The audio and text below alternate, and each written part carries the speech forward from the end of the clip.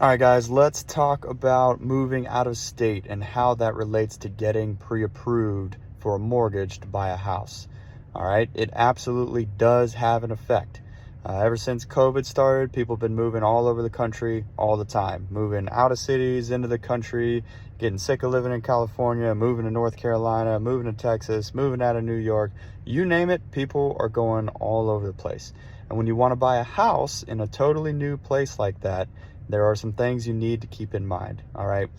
First and foremost, I want you to put yourself in the eyes of an underwriter. Okay. What an underwriter needs to do is they need to make sure that you are going to continue to get paid after you move. All right. It's very simple.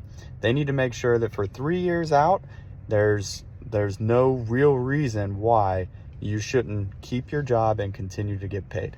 So if you're active duty Army, it's as simple as showing your PCS orders. All right.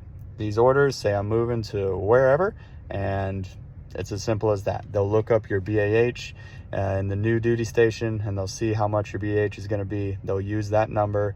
All right. So it's very simple if you're active duty when you have orders, and you will need to provide those orders to show that.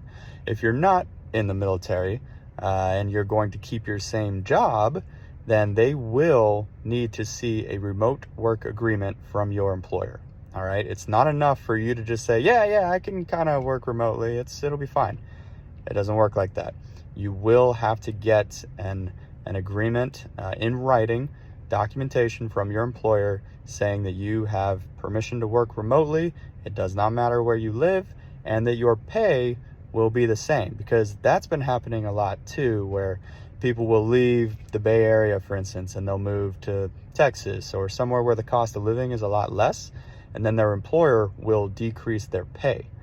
So to make sure that that's not the case, an underwriter does need to make sure that your pay isn't going to change as a result of your moving across the country. So keep that in mind.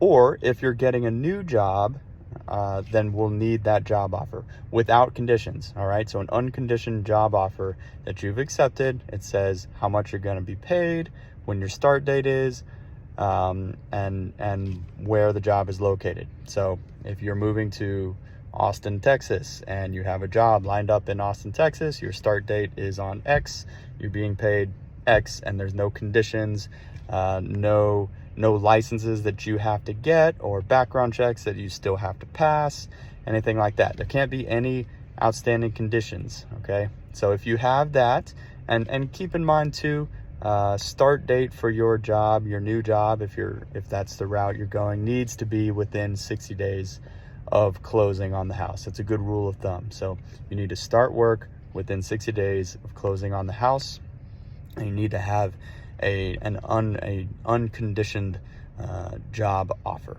lined up. Okay. Or a remote work agreement, or your PCS orders if you're active duty military. So it's a good practice. Put yourself in the shoes of an underwriter. Say, hey, how can I make sure that this guy or this girl is going to continue to earn their income after their move? Okay. If you can answer that question, and there's no reason why you won't be, no questions or no eyebrows to be raised, then it's probably fine. But if you have any questions about that, just hit me up. Put them in the comment section below. Happy to help you out. All right. Thanks, guys. Bye.